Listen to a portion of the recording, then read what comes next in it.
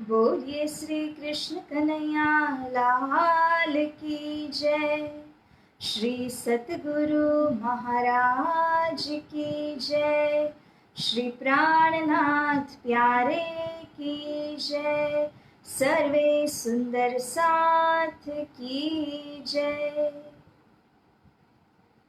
श्यामा श्याम हो धनी धाम हो, श्यामा श्याम हो धनी धाम हो, तेरे चरणों में मेरा प्रणाम हो श्यामा श्याम हो धनी धाम हो, तेरे चरणों में मेरा प्रणाम हो, तेरे चरणों में मेरा प्रणाम हो।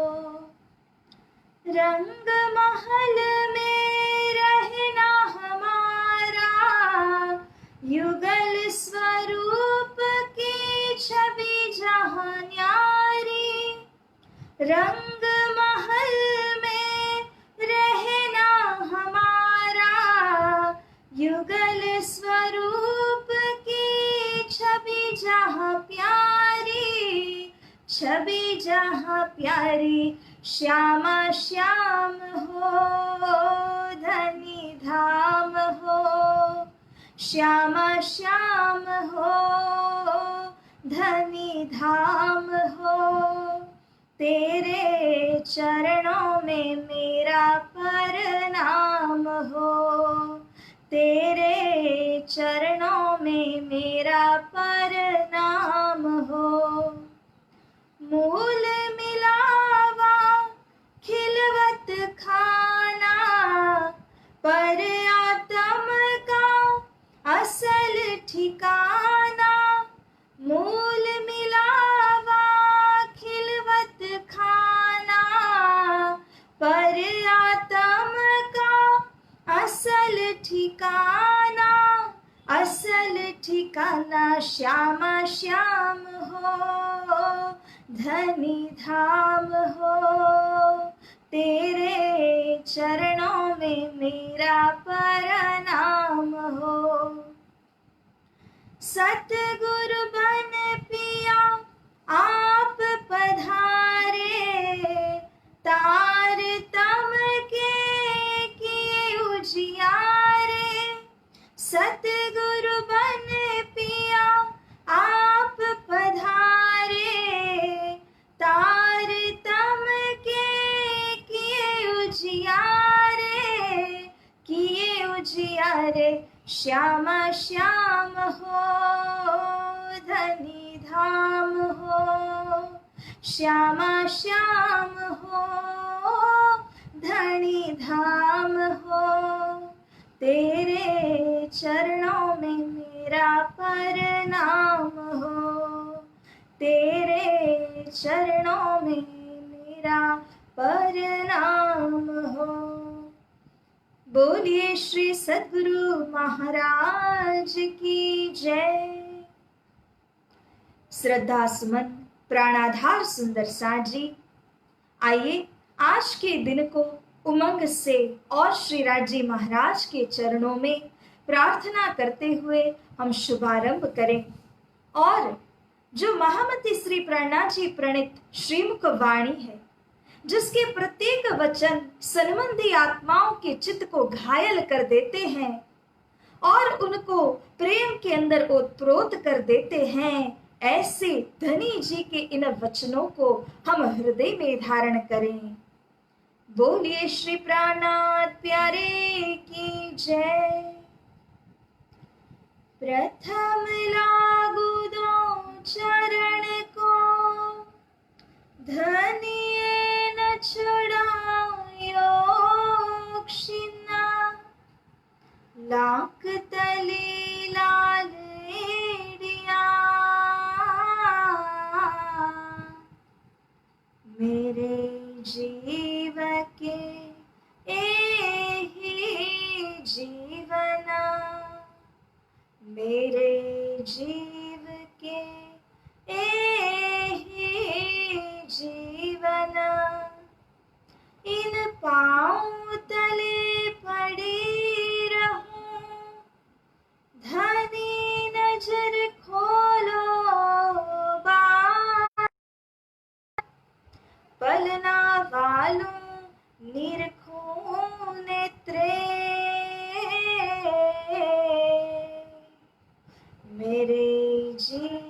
के एही जीवन, मेरे जीव के एही जीवन। बोलिए श्री प्राणनाथ प्यारे की जय। परम पूज्य गुरुदेव ब्रह्मलीन श्री दीनदयाल जी महाराज, इनके पावन पुनीत चरण कमल में कोटि कोटि वंदना, कोटि कोटि प्रेम प्रणाम एवं उपस्थित आप सभी सुंदर साथ जी को रचिता सखी का प्रेम प्रणाम। तो आइए सुंदर साथ जी, आज के मजल को हम शुभारंभ करें और वाणी की चौपाई को दोहराते हुए धनी जी के इस सुंदर संदेश को हम आप श्रवण करें। अब ही जो सिर लीजिए एक वचन जागृता, तो तब ही जाग के बैठिए उड़ जाए सुपन्न सूरत, उड़ जाए सुपन्न सूरत। बोलिए श्री कृष्ण कन्हैया लाल की जय। ए वचन ऐसे जागृत जगावत तत्क्षण। धनी जी के इन वाणी, इन वचनों के विषय श्री इंद्रावती सखी जी यहाँ प्रकाश डालते हुए कहते हैं कि मेरे धाम धनी के वचन कैसे वचन हैं। इनको जागृत भूमिका के वचन तो कहा ही है, जो हमने कल की चौपाइयों के अंदर श्रवण भी किया।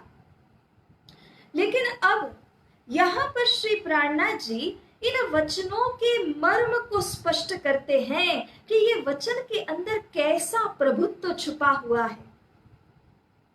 प्यारे सुंदर साथ जी, अगर हमारे अंदर कोई बदलाव आता है, या तो वो बाह्य हो सकता है या तो वह आंतरिक हो सकता है, यानी अंतस्करण के अंदर का ही एक परिवर्तन हो सकता है। अब यहाँ पर जिस परिवर्तन की बात हम कर रहे हैं वो बाह्य नहीं है, वो अंदर का परिवर्तन है। The change is not merely physical, it is an internal change, it is an internal transformation। जिसके लिए धनी जी कहते हैं कि हे सुंदर साथ जी, ये तो ब्रह्म सृष्टि के लिए कहे हुए वचन है, ये उन्हीं के ऊपर ऐसी असर करते हैं। इसके विषय की चर्चा अब आगे बताएंगे। जगावत तत्क्षण। जिस तरह से बाण अगर छोड़ दिया जाए अपने लक्ष्य की तरफ, तो वो बिल्कुल विलंब किए बिना ही अपने लक्ष्य तक पहुंच जाता है। ठीक उसी प्रकार से धनी जी के वचन ब्रह्म आत्माओं की और सभी जो विचार विवेक करने वाले मनीषी आत्माएं हैं, उनके जागने हेतु कहे हुए वचन हैं। इसीलिए धाम धनी जी के ये वचन जब अपने अंदर प्रवेश करते हैं तो उनके साथ अपनी शक्ति को लेकर के प्रवेश करते हैं, और इसी शक्ति के द्वारा हमारा रोम रोम जो है वो हर्षित हो उठता है, पुलकित हो उठता है। जिस प्रकार की वाणी धनी जी कहते हैं, उसी प्रकार से हमारे अंदर भाव भी प्रकट होता है, दिल उमड़ने लगता है। और जब आप पुनः पुनः इन वचनों पर विचार और विवेक करते हैं, इन वचनों में मग्न हो जाते हैं, तब ये वचन आपके दिल को जो है वो उमाड़ने लगते हैं, प्रेरित करने लगते हैं, जोश शक्ति आती है। ऐसे धनी जी के वचन हैं। तो जगावत, हम जिस स्थिति के अंदर है वहां से ये वचन हमको और आगे एक कदम लेकर के जाते हैं। आपने एक ही वाणी को कईयों बार पढ़ा होगा, इसमें कोई संदेह नहीं है। जैसे हर बारी हम पारायण के निमित्त से पढ़ते हैं अथवा अपने स्व अध्ययन के निमित्त से पढ़ते हैं, तो पढ़ तो रहे, लेकिन जब जब आप वाणी पढ़ेंगे तब तब इस वाणी की जो तरंगे हैं, जो लहरें हैं, वो आपके दिल को अवश्य स्पर्श करके आपको जागृत करती जाएंगी।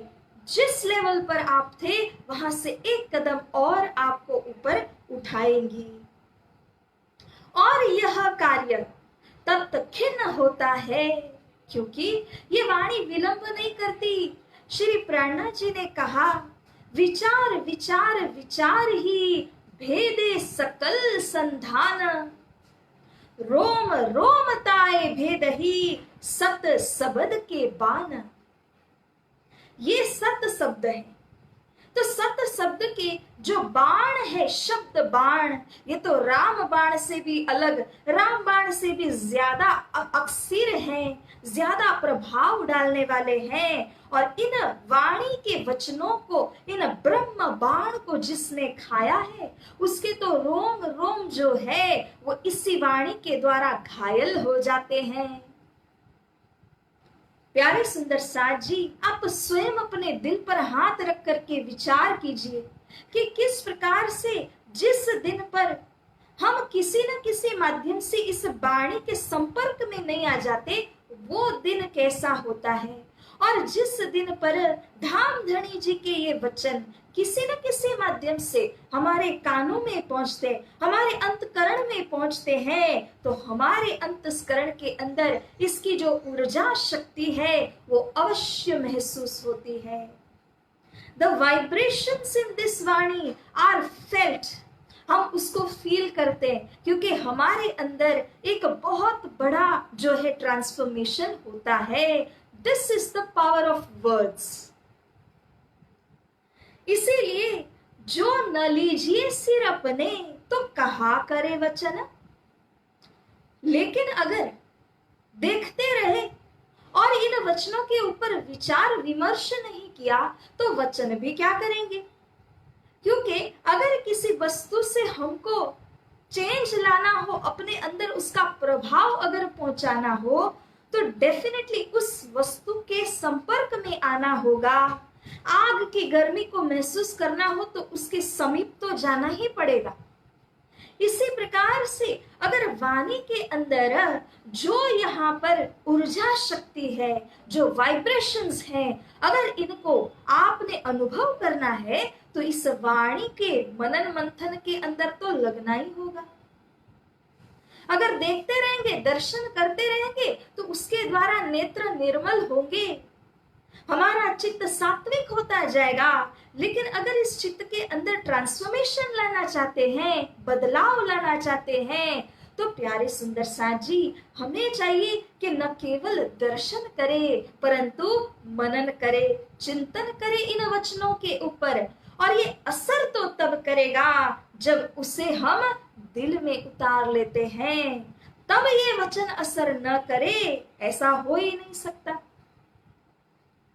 जिस तरह से वहां जो वाल्मीकि जी थे वो पहले क्या है, एक डकैत तो थे रत्नाकर नाम के, और इनको जब नारद जी ने नाम पकड़ा दिया, अब नाम सीधा सीधा पकड़ाते तो उनकी जुबान में लगता ही नहीं, क्योंकि पाप का भंडार जो इतना भरा हुआ था, इसीलिए उल्टा जपा दिया, मरा मरा मरा मरा मरा कहने को कहा। और जब इस प्रकार से वह नाम को जपने लगे तो उस रत्नाकर डाकू के अंदर में भी कितना परिवर्तन हुआ, और जिसके कारण एक इतिहास की रचना, रामायण की रचना उन्होंने करी है। तो सुंदर साथ जी, नाम के अंदर, शब्दों के अंदर ये शब्द रूपी बाण है, उसकी शक्ति हमें इनसे ही पहचानने में आती है। मैं ना लिया सिर अपने तो कहा देऊं दोष और न। प्यारे सुंदर साथ जी, समझने की जगह है। इंद्रावती सखी जी क्या कह रहे हैं कि ये वाणी धनी जी ने मेरे हृदय रूपी धाम में बैठ करके कही है, और फिर भी इन वचनों को जब मैंने स्वयं ने ही सिरोधार्य नहीं किया तो मैं अन्य सुंदर साथ को क्या कहूं कि आप सिरोधार्य कीजिए। और यदि वे सिरोधार्य नहीं करते तो उनको मैं दोष भी किस प्रकार से देऊं, इस बात को समझना है। ऊपर के शब्दों में अगर हम उलझ जाएंगे तो गहराई तक पहुंच नहीं पाएंगे, हमें गहराई तक पहुंचने का प्रयास करना है।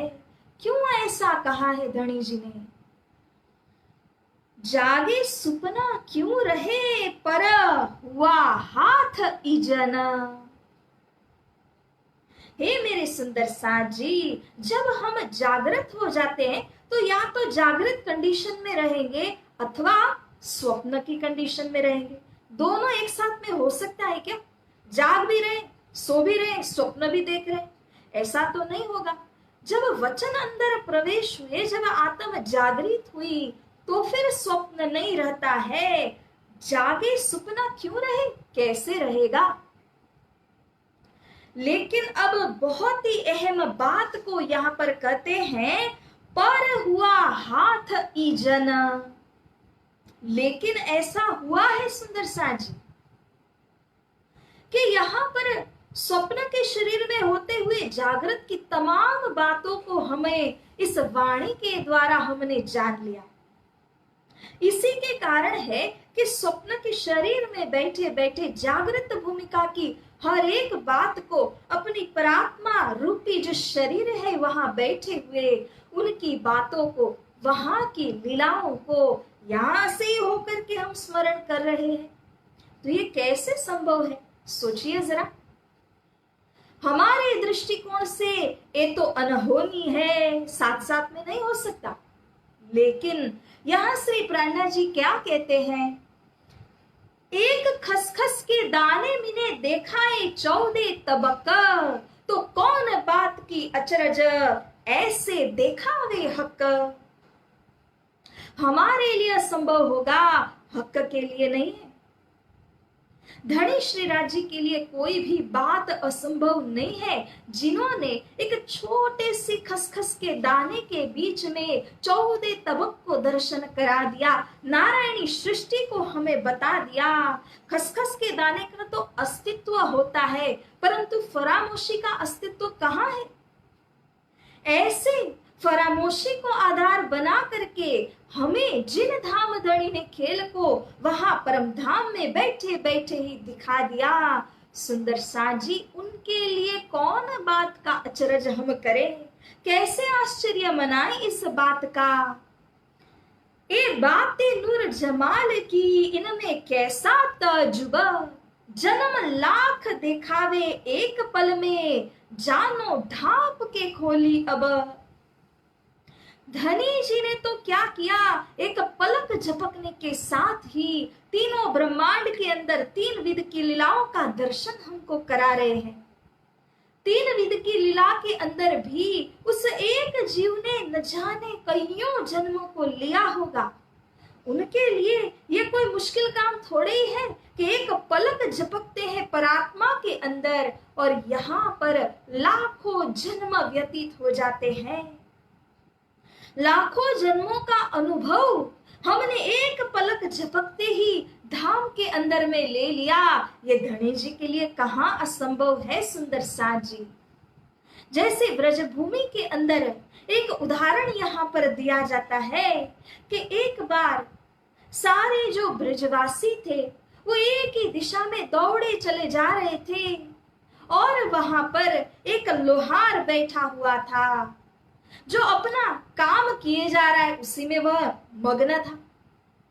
तो उनमें से किसी व्यक्ति ने उसको कहा, अरे भाई चलो चलो चलो, वो चमत्कार नहीं देखना है क्या? श्री कृष्ण जी एक सुई के नोक में से हाथी को पसार करने वाले हैं, देखे तो जरा वो कैसे करते हैं। चलो चलो हम उस चमत्कार को देखने के लिए जाते हैं। तब उस व्यक्ति ने जवाब दिया, अरे इसमें कैसी बड़ी बात है, इसमें कोई आश्चर्य की बात ही नहीं है, जो सुई के नोक में से करोड़ों ब्रह्मांड को पास करा सकते हैं। करोड़ों ब्रह्मांड उस सुई के नोक के अंदर से उनके हुक्म से निकल जाते हैं, तो हम क्या कहें कि वह सुई के नोक से एक हाथी को पसार कर रहे हैं, इसमें कैसा आश्चर्य है। प्यारे सुंदर साथ जी, हमारे प्राण प्रियतम अक्षरातीत श्री राजी महाराज सबविध पियाजी समर्थ, उनके अंदर क्या किसी प्रकार की कमी, किसी प्रकार की असंभवता का कोई बहाना मिलता है क्या? वे तो इस समय की सीमा से परे है, काल से परे है, कर्म से परे है, हर वस्तु से परे हैं, तो इन्हें यहाँ का कोई भी बंधन बांध नहीं सकता। कोई भी स्थूल सूक्ष्म आदि कोई वस्तु उनको आक्षेप डाल नहीं सकती। सब इच्छा मात्र से होता है। जैसी इच्छा होती है ऐसा हुक्म करते हैं। इसीलिए यहाँ पर कहा, पर हुआ हाथ ईजन। ईजन कहते हैं धनी जी के हुक्म को। Behest of the command of Shri Raji, everything is happening over here. कोई ऐसी वस्तु नहीं है जो उनके हुक्म के अधीन नहीं है। हर वस्तु उनके हुक्म के अधीन हो रही है और इसमें कोई दो राय नहीं है। जहां हम ब्रह्म सृष्टि की बात करें ना सुंदर साथ जी, तभी इंद्रावती सखी जी कहती है, हम तो हाथ हुक्म के। और हुक्म किसके हाथ में है? पिया हक के हाथ हुक्म। हम रोज नित्य प्रति इसी चौपाई को दोहराते हैं, लेकिन इस चौपाई का मर्म अगर समझने जाएं तो बहुत गहराई में जाएंगे। हम तो हुक्म के हाथ में और श्री राजी के हाथ में हुक्म की बागडोर है। इत खेल के अंदर पिया जी हे धनी जी, हमारा क्या चले, ज्यों जानो त्यों करो खसम। हे धनी हे पिया, आपके हुक्म के बिना हमारा कुछ यहाँ होने वाला नहीं है। न तो कोई अनुभव होगा, न इश्क मिलेगा, न इलम मिलेगा, न धनी जी से मिलाप ही होगा। सब आपके हुक्म के तले हो रहा है। इसीलिए हे मेरे प्रियतम धाम धनी जी, आपका यह हुक्म ही ब्रह्म सृष्टि के जीवन के अंदर सब कुछ करा रहा है। और हुक्म कहाँ है सुंदर साथ जी, ये भी गौर कीजिएगा। हुक्म मेहर के हाथ में। ये बहुत कड़ी से कड़ी मिलाएंगे तो बहुत ही उम्दा बातें हमें जानने में आती है कि धाम धनी जी का हुक्म उनकी मेहर के हाथों में है। धनी जी चाहे, धनी जी की मेहर तो सभी के ऊपर में है, इसमें कोई दो राय है ही नहीं, लेकिन धनी जी की मेहर को हमें प्राप्त करना है। जैसे फ्रीक्वेंसी जो होती है वो पूरे एरिया के अंदर, इस पूरे आकाश के अंदर में फैली हुई है, लेकिन फ्रीक्वेंसी कई प्रकार की है। सुख की भी है, दुख की भी है, आनंद की भी है, मस्ती की भी है, प्रेम की भी है। अगर हम बाय एंड लार्ज इसको डिवाइड करते हैं तो सुख की भी है, दुख की भी है। अब हमें कौन सी फ्रीक्वेंसी को कैच करना है? जिस प्रकार का भाव हमारे अंदर में है उसी प्रकार की फ्रीक्वेंसी को हम कैच करते हैं। तो हमारे अंदर का अंतकरण रूपी जो इंस्ट्रूमेंट है, जो साधन है, उसी साधन के द्वारा हम क्या कर रहे हैं? वो राजी महाराज ने दी हुई मेहर की फ्रीक्वेंसी है, परम धाम के सुख की जो फ्रीक्वेंसी है, उस फ्रीक्वेंसी को हम कैच करते हैं, हम उसके साथ में मैच कर रहे हैं, तो ही धनी जी की मेहर को देख सकते हैं। मेहर तो है ही है।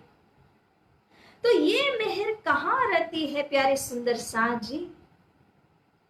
तो इसी विषय में यहाँ पर श्री इंद्रावती सखी जी जो मेहर सागर में कहती है, वर्णन करूं क्यों मेहर की सिफत ना पहुंचाता, ए मेहर हक की बात नी नजर माहे बसाता।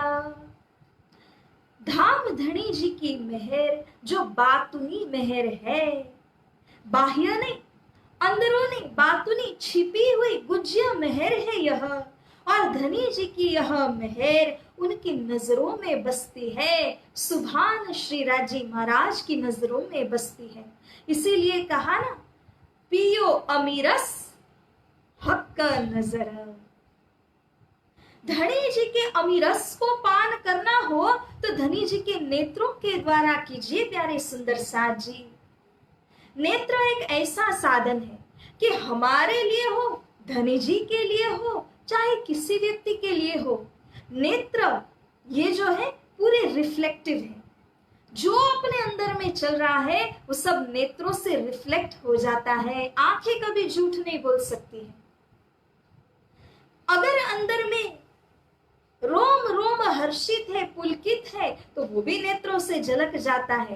कोई दुख में पड़ा हो, विरह में हो, वो भी नेत्रों से समझ में आ जाता है, क्योंकि नेत्र, इनकी भावना जो है वो छिपाई नहीं छिपती है। तो इस प्रकार धाम धनी जी की जो मेहर है वो भी उनके नेत्रों में है। हे प्यारे सुंदर साथ जी, ये सारा कनेक्शन इसीलिए बताया ताकि हम इस गूढ़ बात को समझ सकें। ये बहुत ही गहराई की बात है और इस बात को समझाने का ही प्रयास इंद्रावती सखी जी कर रही हैं कि मैंने मेरे सिर पर वचन को नहीं लिया तो मैं सुंदर साथ जमात को क्या कहूं। लेकिन वास्तव में श्री इंद्रावती सखी ने जब वचन सिरोधार्य किए तभी ही उनके द्वारा यह वाणी प्रस्फुटित हुई है। अन्यथा धाम धनी जी उनके हृदय रूपी धाम में विराजमान क्यों होते? कैसे उनके द्वारा यह वाणी अवतरित होती? उनके शुद्ध निर्मल अंतकरण को देख करके ही तो धाम धनी जी वहां विराजित हुए हैं। इंद्रावती सखी जी का भाव है कि मैं मेरे सिर पर लेकर के कहूंगी। You first take the onus, और फिर अन्य से कहो ताकि अन्य इस बात को स्वीकार करें। इसीलिए वे यह वचन कहती है कि हम सुंदर साथ सोचे। इंद्रावती सखी ने सिर पर नहीं लिया वचन तो हमने क्या लिया, हमें क्या करना है। इसीलिए इस बात का इंस्पिरेशन देने के लिए वे स्वयं इस प्रकार से कहती है कि मैंने वचन को सिरोधार्य नहीं किया। वास्तव में सुंदर साथ जी, इंद्रावती सखी जी कहती हैं, मैं तो अपना दे रही, तुम ही राख्यो जीव, बल दे आप खड़ी करी, कछु कारण अपने पीव, सन्मंध मूल को मैं तो पाऊ पल छोड़ियो न जाए। सुंदर साथ जी इस चौपाई के मर्म को समझते हैं। मैं अपना दे रही, तुम ही राख्यो जीव। सुंदर साथ जी ये प्रसंग तब का प्रसंग है जब नवतनपुरी धाम में मेरी अपने घर में बैठ करके, वितक प्रसंग को याद कीजिए, 3 वर्षों तक श्री महाराज ने कठोर तप किया है अपनी परात्मा का साक्षात्कार करने के लिए, दीदार करने के लिए। और तब उन्होंने अपनी तरफ नहीं देखा। उतरते आहार घटाइया रया, पैसा भर दोए, बल घटा इंद्रियन का, सुख चला आकार सोए। इस प्रकार अपने आहार को पूरी तरह से घटाते हुए सिर्फ और सिर्फ अपने इंद्रियों को, अपने मन को धाम की तरफ उन्होंने फिराया। अपने आत्म को इस प्रकार निछावर कर दिया कि अब स्व आत्मा को शरीर में रखने के लिए उन्होंने कोई प्रयास नहीं किया। धनी जी के ऊपर में छोड़ दिया। हे धनी, आप जानिए, आपने मुझको देह में रखना है तो रखिए और ले जाना है तो ले जाइए, मैं तो अपना दे रही, मैंने दे दिया। अब धनी जी जानते हैं कि इंद्रावती सखी के द्वारा मुझे किस प्रकार से कार्य कराना है, इसीलिए तुम ही राख्यो जीव। मेरे इस शरीर को, मेरी इस जो परात्मा है उसको इस जीव के ऊपर अधिष्ठान करके रखाया है, आप ही ने रखाया है, मैंने तो दे ही दिया था। बल दे आप खड़ी करी, हे प्रियतम, आप ही ने बल दिया, शक्ति दी और मुझको खड़ा किया है। क्योंकि कछु कारण कारज अपने पियू, हे प्रियतम धनी, आपने अपना स्व कार्य कराने के लिए मुझ इंद्रावती सखी को यहाँ पर खड़ा रखा और मेरे प्राणों को बचाया। मैंने तो प्राण उड़ा दिए थे। धनी जी के जागृत वचन को सिरोधार्य करके मेरे अंदर तो यह समर्पण का पूरा भाव आ ही गया था। आगे धनी जी का इजन है, हुकुम है, जो मुझे यहाँ पर रख रहा है। तब तक रखेगा जब तक कार्य पूरा नहीं होता। सुंदर साथ जी, हमने अष्ट प्रहर के वितक के अंदर सुना, गोकुल अर्ज करत है ए बानी जो मकबूल। गोकुलदास जी अर्ज करते हैं श्री प्राणनाथ जी से, हमको इन खेल से सिताब काढ़ो श्रीराज, भय मनोरथ पूर्ण रहया ना कोई काज। श्री राज वाणी सुनत है ए बानी जो मकबूल, दुआ जो मोमिनों की होत है सब कबूल। जब गोकुलदास जी ने अर्जी की श्री राजी महाराज से, श्री प्राणनाथ जी से कि हे धाम के धनी जी, अब मैं आपके चरणों में विनंती करता हूँ, अर्जी लगाता हूँ कि खेल बहुत हो चुका, अब प्रियतम धनी इस शरीर से उठा लीजिए। तब श्री राजी महाराज जवाब देते हैं। धनी श्री प्राणनाथ जी उनको कहते हैं, आपकी अर्ज कबूल हो रही है और जिस क्षण आपका कार्य पूर्ण हो जाएगा, संसार के बीच में रहने की जो हमारे अंदर की इच्छा है वो संपूर्ण रूप से जब पूरी हो जाती है। क्यों? इच्छा बहुत बारीक है। बाह्य रूप से लगता है कि पूरी हो गई, राज्य ले लीजिए, परंतु उसका जो सूक्ष्म तंतु है, वो सूक्ष्म तंतु जब तक पूरी तरह से नाश नहीं हो जाएगा अंदर से, तब तक धनी जी उठाएंगे नहीं, क्योंकि चौथा ब्रह्मांड जो नहीं बनाना है। अगर पुनः यहाँ से उठा दिया और इच्छा अधूरी रही तो फिर से नया ब्रह्मांड होगा क्या? इसीलिए इच्छा को पूरी तरह समाप्त कर देने के लिए ही श्री राज जी तब तक जगाते नहीं जहां तक संपूर्ण इच्छा निकल न जाए। तो यहाँ इंद्रावती सखी जी का जो भाव है प्यारे सुंदर साथ जी, वो उन्होंने स्पष्ट रूप से बताया कि मेरी तरफ से मैंने पूरी तरह समर्पण कर दिया, लेकिन धनी जी के इजन के हाथ में है, हुकुम के हाथ में है, बिहेस्ट ऑफ श्री राज जी।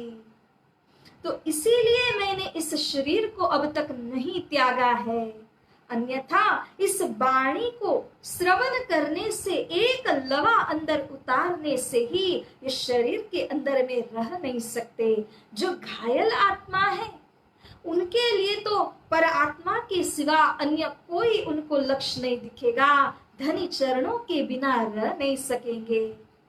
तो इस प्रकार से जो यही कहा, याद करो सोई साईत, जो हंसने मांग्या खेला, याद करो सोई साईत, जो हंसने मांग्या खेला, सो खेल खुशाली ले के उठो कीजे खेल, सो खेल खुशाली ले के उठो कीजे अब केल, साथ जी जागिए